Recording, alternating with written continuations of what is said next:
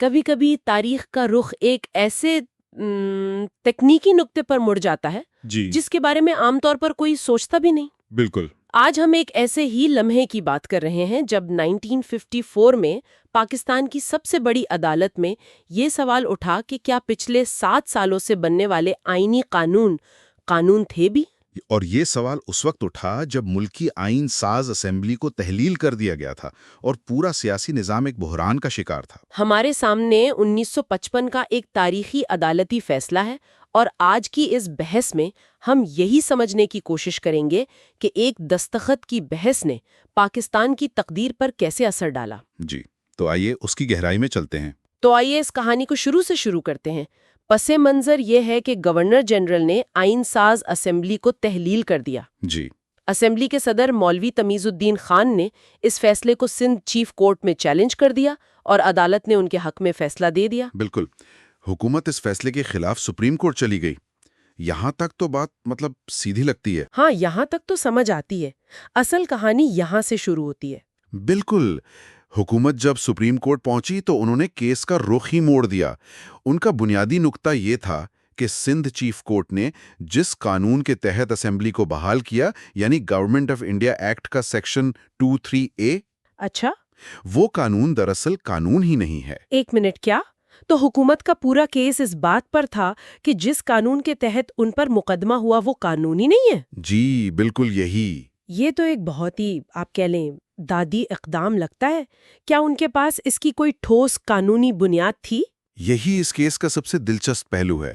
یہ صرف کوئی تکنیکی چال نہیں تھی، بلکہ اس کے پیچھے ایک بہت بڑا آئینی اور تاریخی سوال چھپا ہوا تھا۔ وہ کیا تھا؟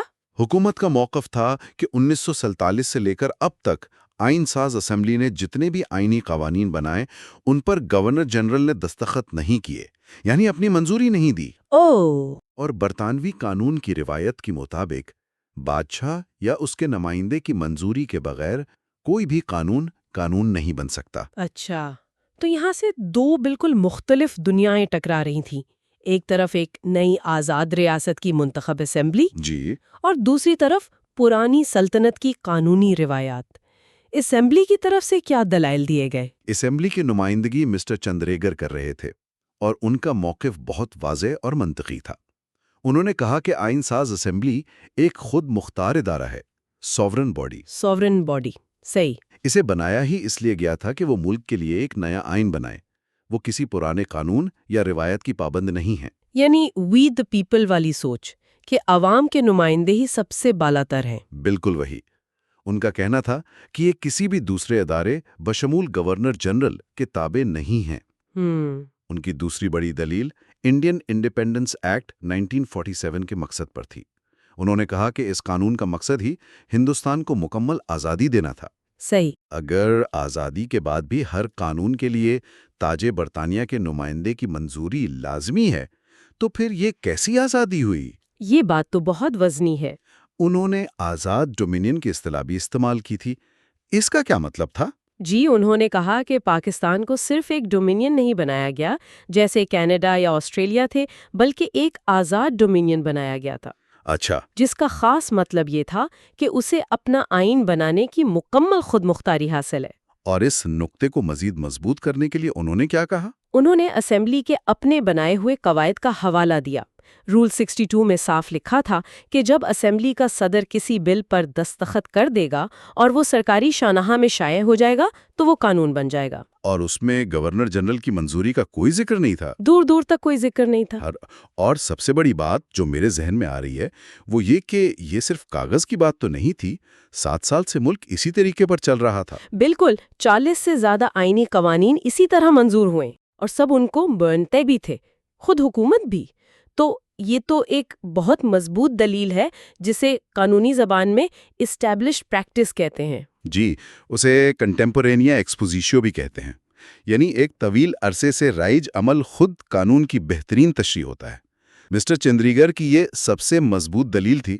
7 سال کی روایت کو ایک دن میں کیسے غلط قرار دیا جا سکتا ہے؟ یہی سوال تھا۔ یہاں یقیناً حکومت اور عدالت کے پاس کوئی بہت ہی وزنی جوابی دلیل ہوگی، ورنہ تو یہ کیس وہیں ختم ہو جاتا۔ بالکل، اور وہ دلیل پاکستان کی جدید حقیقتوں کے بجائے سلطنت برطانیہ کی صدیوں پرانی روایات سے نکالی گئی۔ اچھا۔ عدالت نے اسمبلی کی خود مختاری کے نظریے کو مکمل طور پر مسترد کر دیا۔ انہوں نے کہا کہ برطانوی آئینی نظام میں یہ ایک بنیادی اور غیر متزلزل اصول ہے کہ کوئی بھی بل بادشاہ یا اس کے نمائندے کی منظوری کے بغیر قانون نہیں بن سکتا۔ لیکن یہ دلیل تو آزادی کے پورے تصور کے ہی خلاف نہیں لگتی کہ ایک آزاد ملک بھی اپنے فیصلے کرنے کے لیے اسی تاج برطانیہ کی منظوری کا محتاج ہے جس سے اس نے آزادی حاصل کی۔ عدالت کے سامنے یہ نکتہ رکھا گیا تھا، لیکن عدالت نے اس کی تشریح مختلف انداز میں کی۔ کیسے؟ انہوں نے انڈین انڈیپینڈنس ایکٹ کے سیکشن 6 سب سیکشن 3 کا حوالہ دیا۔ اس میں لکھا تھا کہ ڈومینین کے گورنر جنرل کو کسی بھی قانون کی منظوری دینے کا مکمل اختیار ہوگا۔ منظوری دینے کا اختیار۔ جی، اور عدالت نے کہا کہ منظوری دینے کے اختیار میں منظوری نہ دینے کا اختیار بھی پوشیدہ ہوتا ہے۔ اگر ان کے پاس انکار کا اختیار ہی نہیں تو پھر اختیار کا لفظ بے معنی ہو جاتا ہے۔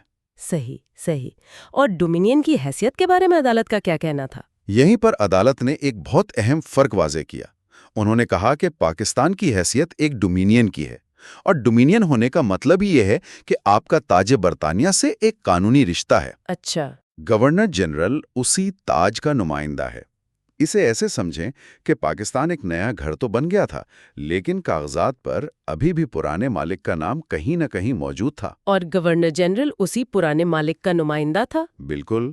عدالت کا موقف تھا کہ جب تک آپ وہ کاغذات مکمل طور پر پھاڑ کر نئے نہیں بنا لیتے، یعنی ایک مکمل آئین، تب تک آپ اس نمائندے کو نظر انداز نہیں کر سکتے۔ لیکن اسمبلی تو آئین ہی بنا رہی تھی، تو کیا آئین سازی کے قوانین پر بھی منظوری لازمی تھی؟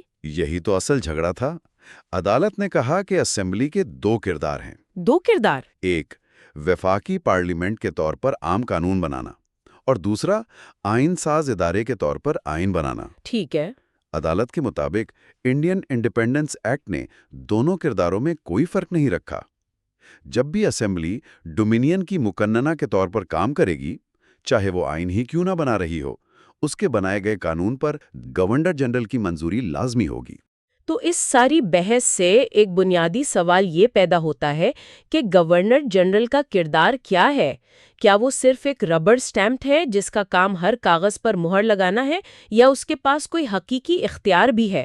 اس پر عدالت نے بہت گہرا تبصرہ کیا۔ فیصلے میں چیف جسٹس منیر نے لکھا کہ گورنر جنرل نہ تو ایک سر ہلانے والا خودکار ہے، یعنی نوڈنگ آٹومیٹن، جسے ہر بات پر ہاں کہنا ہے۔ جی، اور نہ ہی وہ ایک مطلق اولنان آمر ہے جو اپنی مرضی چلا سکے۔ اس کا کردار ان دونوں انتہاؤں کے درمیان ہے، یعنی آئینی توازن قائم رکھنا۔ آئینی توازن، اس کا عملی مطلب کیا ہے؟ کیا وہ اسمبلی کے بنائے ہوئے قانون کو روک سکتا ہے؟ عدالت کے مطابق ہاں، لیکن صرف انتہائی اور غیر معمولی حالات میں۔ مثلاً؟ ان کا کہنا تھا کہ گورنر جنرل کا یہ فرض ہے کہ وہ اس بات کو یقینی بنائے کہ اسمبلی جو قانون بنا رہی ہے وہ ملک کے بنیادی اصولوں یا عوام کی خواہشات کے خلاف نہ ہو۔ اگر اسمبلی اپنی حدود سے تجاوز کرے تو گورنر جنرل ایک ایمرجنسی بریک کے طور پر کام کر سکتا ہے۔ فرضی مثال تھی یہ سمجھانے کے لیے کہ کچھ قوانین اتنے برے ہو سکتے ہیں کہ انہیں روکنا ضروری ہو جاتا ہے۔ اس سے اندازہ ہوتا ہے کہ وہ اس اختیار کو کتنی سنجیدگی سے لے رہے تھے، ایک ایمرجنسی بریک کے طور پر۔ بالکل، لیکن فیصلے میں ایک حقیقی مثال بھی دی گئی جو زیادہ سیاسی تھی۔ اس وقت ایک قانون تھا جسے مختصراً پروڈا کہتے تھے۔ اچھا، public and representative officers disqualification act. جی، اور اس کا کام کرپٹ سیاستدانوں اور افسران کو نااہل کرنا تھا۔ ٹھیک ہے۔ جب آئین ساز اسمبلی نے اس قانون کو ختم کرنے کا بل پاس کیا تو یہ الزام تھا کہ اس وقت اسمبلی کے اپنے 10 اراکین کے خلاف اسی قانون کے تحت کارروائی کا امکان تھا۔ یعنی اپنے ہی کچھ اراکین کو بچانے کے لیے قانون ختم کیا جا رہا تھا۔ عدالت نے اسی کی طرف اشارہ کیا۔ انہوں نے کہا کہ ایسی صورتحال میں گورنر جنرل ایک سیفٹی والو کا کام کر سکتا ہے۔ اچھا۔ وہ یہ کہہ کر منظوری وپ سکتا ہے کہ نہیں، یہ قانون سازی ذاتی مفاد میں کی جا رہی ہے، عوام کے مفاد میں نہیں۔ تو اس طرح گورنر جنرل کا کردار عوام کے محافظ کا بن جاتا ہے؟ جی، ان کے مطابق یہ ایک بہت ہی طاقتور تصور ہے، لیکن خطرناک بھی ہو سکتا ہے کہ ایک غیر منتخب شخص منتخب نمائندوں کے فیصلے کو رد کر دے۔ خیر، اس ساری بحث کے بعد آخر میں عدالت کس نتیجے پر پہنچی؟ عدالت نے تمام دلائل سننے کے بعد 4 نکات پر اپنا حتمی فیصلہ سنایا۔ پہلا اور سب سے اہم نقطہ یہ تھا کہ گورنر جنرل کی منظوری لازمی ہے۔ ہر قانون کے لیے؟ آئینی قوانین سمیت؟ جی، ہر قانون کے لیے، بشمول آئینی قوانین، جب اسمبلی ڈومینین کی مقننہ کے طور پر کام کر رہی ہو۔ اور اس کا براہ راست مطلب یہ ہوا کہ پچھلے 7 سال سے جو عمل چل رہا تھا وہ غلط تھا۔ بالکل، اور اس کا اس کیس پر یہ اثر پڑا کہ چونکہ سیکشن 223A کو منظوری حاصل نہیں تھی، لہٰذا وہ قانون کی نظر میں وجود ہی نہیں رکھتا تھا۔ تو پھر سندھ چیف کورٹ کے فیصلے کا کیا بنا؟ تیسرا نقطہ یہی تھا کہ جب قانون ہی موجود نہیں تھا تو سندھ چیف کورٹ کے پاس اسمبلی کو بحال کرنے کا اختیار بھی نہیں تھا، لہٰذا سندھ چیف کورٹ کا فیصلہ کالا دم قرار دے دیا گیا۔ لیکن اس فیصلے کے تو بہت دور رس نتائج ہو سکتے تھے۔ اس کا مطلب تو یہ ہوا کہ پچھلے 7 سالوں میں بنے تمام 44 آئینی قوانین ایک لمحے میں غیر قانونی ہو گئے۔ جی، اس سے تو ملک میں ایک بہت بڑا آئینی خلا اور بحران پیدا ہو گیا ہوگا۔ یہ دلیل اسمبلی کے وکلاء نے بہت زور و شور سے عدالت کے سامنے رکھی تھی۔ انہوں نے کہا کہ اس فیصلے سے ملک کا پورا آئینی ڈھانچہ تباہ ہو جائے گا اور اس کے نتائج تباہ کن ہوں گے۔ لیکن عدالت نے اس دلیل کو مسترد کر دیا۔ فیصلے کا چوتھا اور آخری نقطہ یہی تھا کہ ہمارا کام قانون کی تشریح کرنا ہے، اس کے نتائج سے نمٹنا حکومت کا کام ہے۔ واہ، نتائج چاہے کتنے ہی سنگین کیوں نہ ہوں، ہم قانون کو غلط بیان نہیں کر سکتے۔ یعنی عدالت نے خود کو ایک تکنیکی مشین کے طور پر دیکھا، نہ کہ ایک سیاسی مسئلے کو حل کرنے والے ادارے کے طور پر۔ آپ ایسا کہہ سکتی ہیں۔ یہ فیصلہ پاکستان کی تاریخ کا ایک بہت بڑا موڑ تھا، جس نے صرف اسمبلی کی تحلیل کو ہی قانونی قرار نہیں دیا، بلکہ آئین ساز اسمبلی کی حاکمیت اور گورنر جنرل کے اختیارات کی حدود کو بھی نئے سرے سے متعین کر دیا۔ بالکل، اور اس فیصلے نے پاکستان کی آئینی اور سیاسی تاریخ پر اتنے گہرے اثرات مرتب کیے جو آج تک محسوس کیے جاتے ہیں۔ اس نے ایک ایسی نظیر قائم کی جہاں ایک غیر منتخب انتظامیہ منتخب نمائندوں کے اختیارات پر بھاری پڑ گئی۔ لیکن اس پوری بحث کے آخر میں ایک سوچنے کی بات رہ جاتی ہے۔ وہ کیا؟ فیصلے میں ایک جگہ چیف جسٹس نے خود اعتراف کیا کہ انڈین انڈیپینڈنس ایکٹ میں ایک واضح خلا، ایک لیکیونا موجود تھا۔ اچھا، کیسا خلا؟ اس ایکٹ میں یہ تو بتایا گیا تھا کہ آئین ساز اسمبلی آئین بنائے گی، لیکن یہ نہیں بتایا گیا تھا کہ اگر وہ 7 سال تک آئین بنانے میں ناکام رہیں یا وہ خود کو ایک مستقل پارلیمنٹ میں بدلنے کی کوشش کرے تو کیا ہوگا؟ تو کیا یہ خلا جان بوجھ کر چھوڑا گیا تھا یا یہ برطانوی پارلیمنٹ کی ایک غلطی تھی؟ جی، یہ ایک بہت اہم سوال ہے۔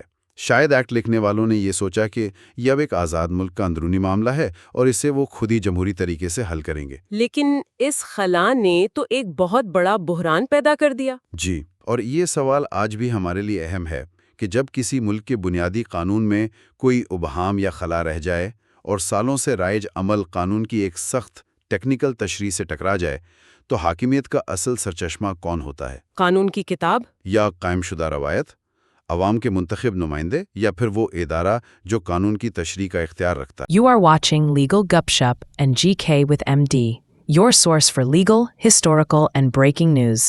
Don't forget to like, subscribe, and share for more informative content.